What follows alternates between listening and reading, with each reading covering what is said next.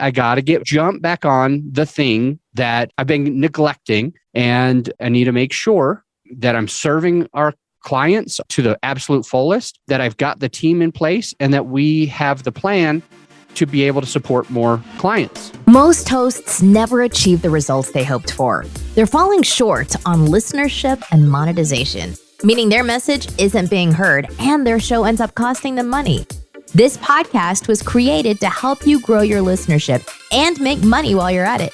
Get ready to take notes. Here's your host, Adam Adams. Hey, what's up, podcaster? It is Adam A. Adams, and this podcast is for you to be able to make you a better podcaster, to be able to have you focused, to be able to have you knowing what to do, what to say, to grow your audience, and eventually, hopefully, the big goal is for you to make an income and an impact. You want to make an impact on your listener, and you want to make an income. You don't want your podcast costing you money. Like, you literally do not want your podcast taking money out of your pocket every single month. You want it to at least break even and hopefully put money into your pocket. And I'm recording this at the beginning of a new year. But however, these concepts will work for you at the beginning of a new year.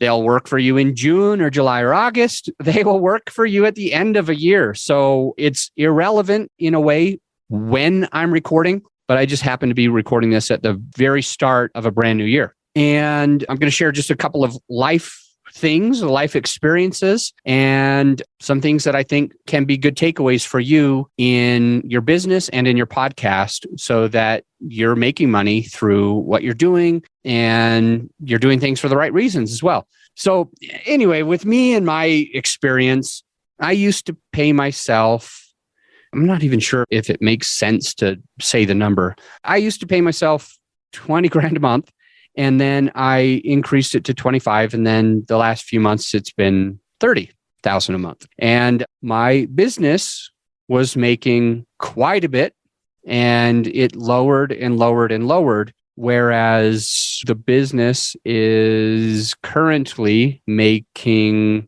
I need to do the math on this. Stay with me. Don't leave me. I'll just plug in a couple of numbers real quick. I'm not going to say the exact numbers, but this divided by this equals, so we basically dropped by 34% over the last few months. And now here's what I've been doing. You remember where I said I was traveling too much and I want to slow down? It was stressful. I was focusing all of my efforts and thoughts on traveling. And I didn't even know exactly why. Why was I traveling so much? I mean, there's a lot of reasons. I was new to a passport. I want to experience life. I want to experience the world. I want to get out. And my business got into a place where I paid myself fine money, decent money. And also my team was able to handle most of the stuff. So I literally got my eye off of the ball. I got my eye off the ball because I expected it to be like really clockworky, really just set in stone. And I was working like between 4 and 12 hours a week. Usually I had a couple 15-hour weeks, but for the most part, I try really hard to not work because my team is able to handle most of the stuff. The point is, I literally, well, not literally. It's so funny that we use the word literally when it's not literal. Because I was going to say I literally got my eye off the ball, but there was no ball. There was a figurative ball. So figuratively, my eye went off the ball. I was focusing on life. I was focusing on dating. I was focusing on my kids, focusing on bodybuilding. I've been a CrossFitter and a mountain biker for years and years and years. And I'm training for a bodybuilding show, which is kind of fun. Like, I really enjoy it. I will only do it one time that I know of, knock on wood. I don't think it's healthy to mess with your hormones that way. Now, what I mean by that is when you drop your body fat percentage below 5, 6, 7%, because most bodybuilders, when you're going to be at the show, you're going to be at a 4%. You're going to be at 4% body fat, 4.5% body fat. It destroys your body's hormones. And a woman dropping down below like 9%, it can be really devastating to your body's hormones. And a guy below 4% or even below 7% can be really bad for you. It can lower your testosterone. It can make your cortisol go up. It can make it so it's hard to sleep. It can make you be angry at people, frustrated, short, not have energy, feel lethargic.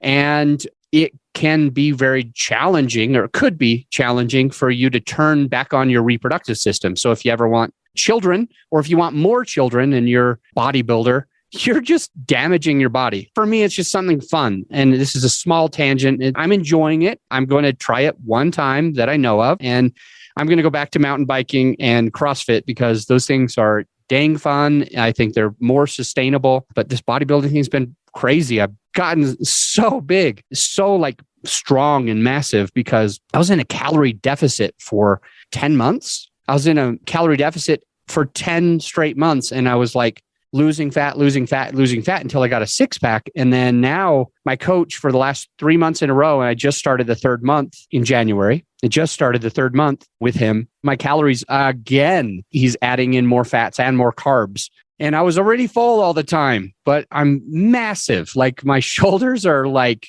insane.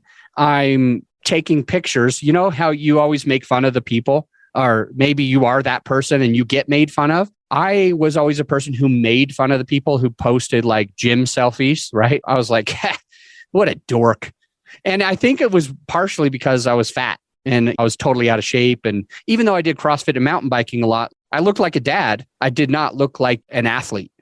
And so I always poo-pooed that. And now I'm like the person that's taking pictures because I'm like blown away. I'm like, holy cow, look at my traps, look at my shoulders, look at my pecs. Like I got big boobs now, right? I look great. And I'm taking pictures and it's weird. It's so weird. But I don't want to do that for long. So I'm going to go back.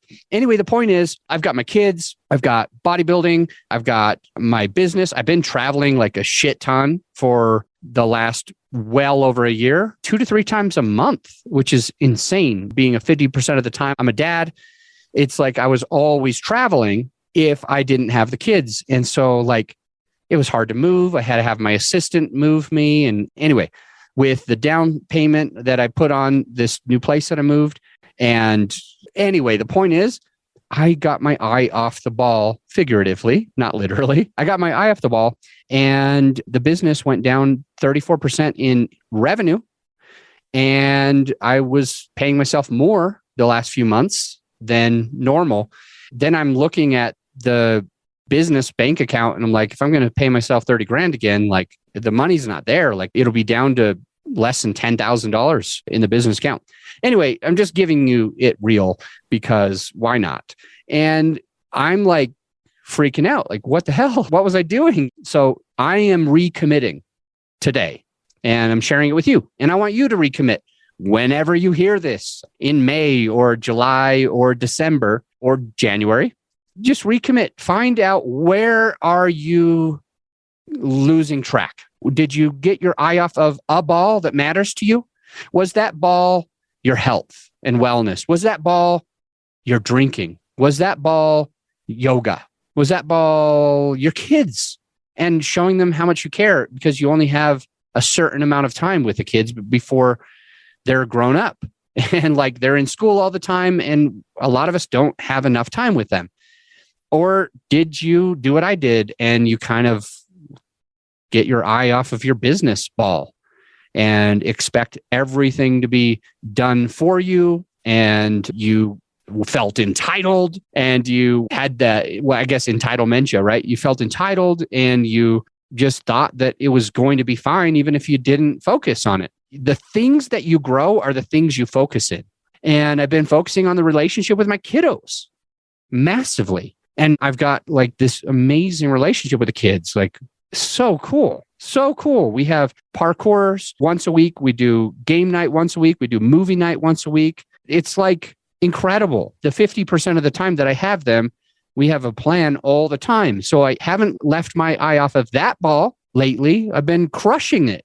But before, I got my eye off of my health ball and I got my eye off of my kid ball, and I was drinking too much. I was eating shit for food and I was stressed out, not sleeping, had high cortisol, couldn't go to the gym, didn't have time for the gym, but I was like really pouring into the business, and the business got to a place and I got comfortable, and I'm not in a bad place. I can easily pay myself 25 or 20,000 this month instead, right? That'll be totally fine. I can do that. But I got to jump back on the thing that I've been neglecting. And I need to make sure that I'm serving our clients to the absolute fullest, that I've got the team in place, and that we have the plan to be able to support more clients. Because the revenue went down like a significant amount. 34% that's a lot of money. I mean, for any level, right? Let's just say you're making $1 million a month and you go down to, I guess, 640,000 a month. That's a lot. Let's just say you're making 10 grand a month gross, and now you're only making 6,000. That $3,000 is a lot. So it doesn't matter what level you are. 34%, it's a lot of money. It's a significant portion of the gross revenue, and it changes things. I've got a trip coming up with my company, with all of my company, to the Philippines. And I've got 37 employees there right now. And we're going to do a retreat. That retreat's going to be so much money. And I cannot wait to meet a lot of the people in person that I've never met, to grow the business, like the camaraderie, the family-oriented business that we have. Like, I do my absolute best with my team, but it's going to be a little bit tight, seeing where the bank is today and knowing how much money it's going to cost to just fly me out there. Because I actually, in the Philippines, there's like, I think I'm going to guess like over 1,000 languages. There's all these like small islands, and it's just an interesting place. And some of the people have to travel, even though they live, like, let's just say I live in Colorado, and I'm in, like, right now I'm recording from Conifer, Colorado. It's up in the mountains, and there's a place that will take me about an hour and a half to 2 hours to get to. It's called Colorado Springs.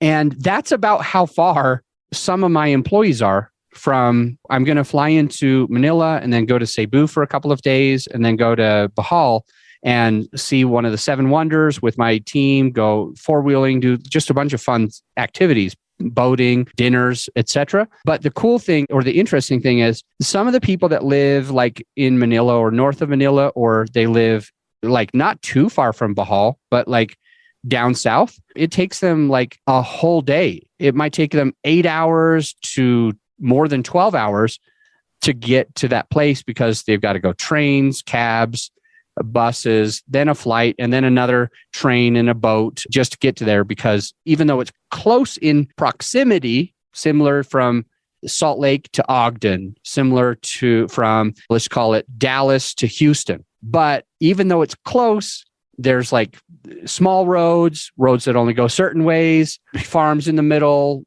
water in the middle, and it's just going to take forever. So I am paying for all of that. Like, the company is getting the team and their +1. And if they've got family to help support, like bring their kids or whatever, but it's going to be expensive, going to cost a lot of money. And so why did I get my eye off the ball? I don't know, but it's back and I'm recommitting. And you listening, it doesn't matter when you're hearing this, you've dropped the ball. I cannot tell you what it is. You've lost it. You've lost something. It could be your health. It could be how you eat. It could be your exercise. It could be your family relationships. It could be your loving relationships or your friendship relationships. It may be your business, like me. It may be your time freedom, like many entrepreneurs have just poo-pooed on their time freedom. They don't give themselves that, what that is. They're not reading books. They're not meditating. Whatever it is, not going to yoga anymore, CrossFit anymore, bodybuilding anymore, jeeping anymore, mountain biking anymore, traveling anymore. You are messing up with something, and I just want you to recommit. And that's the end of this episode. Every other episode is an interview episode. The one that's coming up is going to be me and a guest, and you're going to resonate with the guest. The guest is going to help you. So don't go anywhere. This was a short episode. I'll see you on the next episode. Bye for now. Oh, hey, because 3 of my clients came to me recently looking to find a way to have their podcast make them money instead of cost them money, we put together a resource for some of our clients, and I want to give it to you as well. It's something that did actually seem to help, because one of them is now making $2,600 a month, another one's $4,500 a month, and the third is making between $5,000 and $10,000 each month. And so it's been a resource that's been incredibly valuable to them. It's our sponsor sheet template. It's a template of a sponsor sheet, and it gives you something that you can hand to potential sponsors, and hopefully also be making $2,600, $4,500, or between 5 and 10K regularly each month with your podcast. So this has been a contributing factor to helping all three of those clients turn their podcast into an additional income stream for them. And the way that you can find it is just going to our website, growyourshow.com, but put in /templates, growyourshow.com/templates. And then you can actually download that template and others that could be valuable to your podcasting experience. I'll see you on the next episode.